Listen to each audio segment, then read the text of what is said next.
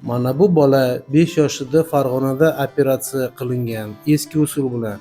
Hozir bizning nazoratimizda 1 yildan beri vakuum kokul taqib yuribdi.